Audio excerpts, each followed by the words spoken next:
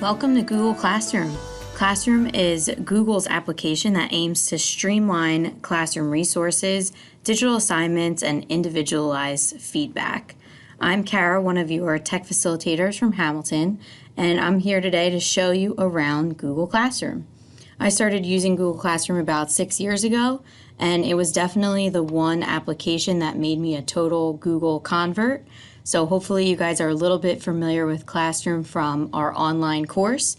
Today I'm going to give you a little bit more of an in-depth look at the Classroom dashboard. I'll show you how to create and personalize your classroom, and also how to create and add assignments and give some feedback to your students. So you can get to Google Classroom a couple of ways. You can use your waffle. So if you're in your Gmail, you can just click on your waffle and find the Classroom icon. These are also customizable, so you can always drag the Classroom icon closer to the top of your list if it's something you use a lot. Or you can type in classroom.google.com, and that will take you to this sort of landing page that I like to call the dashboard.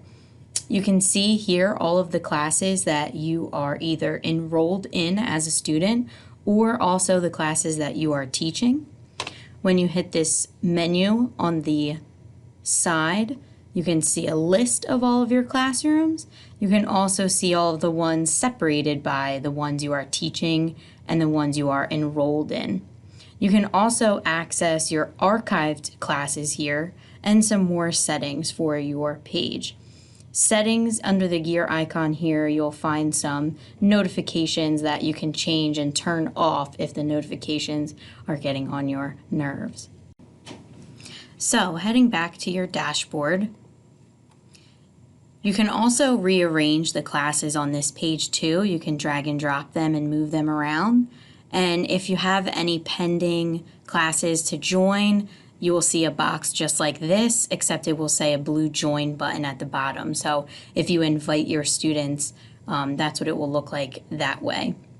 In addition to each classroom that you are enrolled in or teaching, the ones that you're teaching will have 3 dots next to the title in the top bar. And this is where you can move them around, you can edit the title, you can actually create an entire copy of the class. So if you have a skeleton class that you want to reuse, you can do that. You can also archive your class, which is a good tip for the end of the year. You don't actually have to unenroll all of your students and delete everything out of your classroom. You can just archive the class and save it for later, or you can leave the class if you don't want to be a part of it. Okay, so let's talk about creating a new class and personalizing it for your use. In the top corner, you can see the plus sign, and that is where you're going to create or join a new class. When you click on the plus sign, it'll give you the option, create or join. So we're going to create a new class so you can see what it looks like from scratch. You get the opportunity to create a class name, and let's pretend that we are creating a new class for Tackling Technology, our 3rd course, which will be Section C. So we can give it a section name, Course C. Let's go with Fall 2019, subject, Technology Integration, and there is no room because it's fully online. So we're going to create this class, and it's going to take a minute, but it will give us everything that we need to personalize and give us the ability to post all of our assignments and discussions and everything we want to do in our class. Okay, so here is our newly created Tackling Technology C class. As you can see at the top, you have 4 tabs: the Stream, Classwork, People, and Grades, and I'll show you how to bounce between all 4 of those tabs. And you also have the ability to go back to your dashboard if you need to. On this page, you can also personalize the look of your classroom just a little bit by clicking Select Theme. You can choose from some of the preloaded options from Google, or you can upload your own photo. Maybe you have a picture of your class that you'd like to use. Most importantly, on the Stream page is access to the class code, which is how you will get the students to join your classroom. Either you can invite them, or you can have them type in the code on the dashboard page. You can display the code here, and if you click this button, it will make it full screen so the people in the back can see it nice and big. If you want to change the class code, you can hit the gear icon and you'll see some of the more detailed view of your classroom. Here you have your class code under General, and if you think some of the people or students will get confused with the letters or numbers, you can always hit the drop down arrow and reset the code. Another thing that you can do is disable the code altogether. So if you know that the students won't need it to get in once they have it once, then you can just disable it and they won't need it any longer. There are some other settings here that you can play around with and change according to your preferences, like the stream and the classwork. So take a look at these when you get a chance and see if you can change them for your own preferences. Back to the stream. The stream is really the place that you can communicate with your class. It will show anything that you post under classwork as like a notification, but think of it almost as a social media feed where the newest things will get posted at the top. Some people just totally ignore the stream and tell their students to go right to classwork, but it is a place where the students can communicate with each other and have a sort of discussion if you want to do it that way. The next tab is probably the tab where you're going to spend most of your time, and that is the Classwork tab. So under the Classwork tab is where you can create assignments and questions, use topics to organize your class into modules or units, and from being in the online class, you can see sort of a way that we have done that, and you can also reorder your assignments and things like that. So in order to create a new assignment, you just simply click the Create button, and it will give you a couple of options. You can create an assignment. If you click on Quiz Assignment, it will take you to a new blank form that you can turn into a quiz and automatically create it in your classroom. Question, which is like a discussion question. Material, which is just maybe a link or a document as a resource. And this is one that a lot of people don't know about, which is to reuse a post. So if you want to reuse a post in your classroom, this is where your archived classes come into play.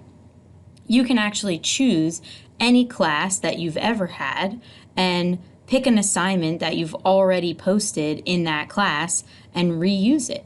So that can save you a lot of time in creating attachments and coming up with new questions if you've already done it in the past. So that's one way that reuse a post can definitely save you a little bit of time that you might not have known before. So let's do an example with and without a topic so you can see the difference. If you click Create an Assignment, you'll have the opportunity to add a topic at the bottom. If you don't create an assignment, let's just do a test. You can also change the number of points within your assignment, give a due date, and add a topic. You can attach files from a computer. You can attach Drive files, anything from your Google Drive, YouTube videos, which will play directly in Google Classroom. A good tip if you don't want students out on YouTube watching cat videos or other things that might distract them, or you can add a link to a website. Another thing you can do within the assignment is copy the assignment to another class. So if you're teaching 6 or 7 sections of social studies, you can do one post and copy it to all of the other classes instead of doing it over and over again. You can also do a little bit of differentiation within your assignment by selecting the students you want to give it to. I only have technology facilitator added as a student at the moment, so if there were multiple students in your class, you can actually unselect who you want to give it to, and they will not see the assignment. So in this assignment, we have not given a topic. If I hit the Assign button, I can also hit the trash can, or I can schedule this post for later or save it as a draft. I'm just going to assign it so you can see what it looks like. Without a topic, your post kind of just lives here at the top. If you create a topic, you'll be able to move that item down into the topic.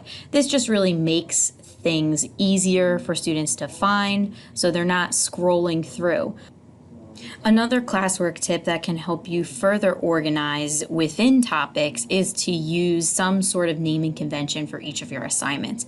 In our classroom, we use hashtag 001 to label the assignments, which really just helps you to identify and organize what you need to do and when.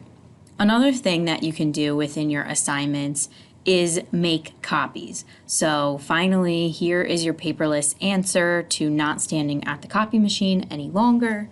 So if we did another test assignment, let's make this one a quiz, and we were going to attach a file from Google Drive. Let's just use our document as an example. We can actually, once it is attached, change the permissions to make a copy for each student. Now, once you make a copy and post this assignment, you're not going to be able to edit this assignment. You'll have to delete the assignment and do it over again. But this is an amazing way to save time and give an individual copy of an assignment to each student so they can work on it by themselves. If you let the students edit the file, keep in mind that would be a collaborative activity. So every student would have access to the same document instead of their own document. And again, if you give them viewing access, they're not going to be able to edit that file at all. Once you post the assignment to Classroom, you'll have the ability to view the students' work and give them feedback on it as well. So for example, here I can view the assignment. I can see that there's a student that has work assigned to them, and I would be able to click on any of their submissions and give them feedback. If I click on their name over here, you can see at the bottom where I can add a private comment, and some of you have sent us private comments throughout the class. So this just gives you a way to communicate with your student and assign their grade. And once you have done all of those things, you can also return the work to your student if they have submitted something. Last but not least, for the purposes of this video, if you go back to your main page for this classroom, you also have a People tab. So this is where you can directly invite students. If you have a small class and you just want to invite the 5 students or the 25 students in your one class, you can do it this way. I would recommend for really 6th grade and up that you use the code and have the students join themselves. You can also add co-teachers here. So if you are working with multiple teachers in your class, this is really easy to just type in their name, their Hamilton email address, and invite them to the class. You can also remove students and teachers on this page. You can also mute students. That is a good trick. If you have a student that is posting or you do not want to interact with others, you can mute them so they cannot post on the feed. I would not recommend keeping a student muted for very long. You can use it as a consequence and then unmute them as well. There also is an opportunity to invite guardians for students. There are some glitches with this currently, so you can give it a try this year if you are brave. Otherwise, I will keep you posted on any updates for guardians in the next coming months. Another thing that you can do directly from this tab is email students. So you can either do that by hitting on the 3 dots, or if you click the checkbox and the actions button will light up, and you can also email the student directly from there. The last tab here on your classroom page is grades. This is not currently integrated with PowerSchool, so you don't necessarily have to use this, but it could be a good way to track everything in your Google Classroom. But again, a newer tab and is not currently integrated with PowerSchool. So thank you for your time today. I hope you learned something about Google Classroom you might not have learned before, feel free to reach out if you have any additional questions. And Google Classroom and all Google applications are always releasing new updates, so keep your eyes out. If there is something that you'd like to recommend to Google, you can hit this question mark in your bottom corner and send feedback. And there really are people reading the email feedback that you are giving. Again, thanks so much for hanging out with me today, and hope to see you soon.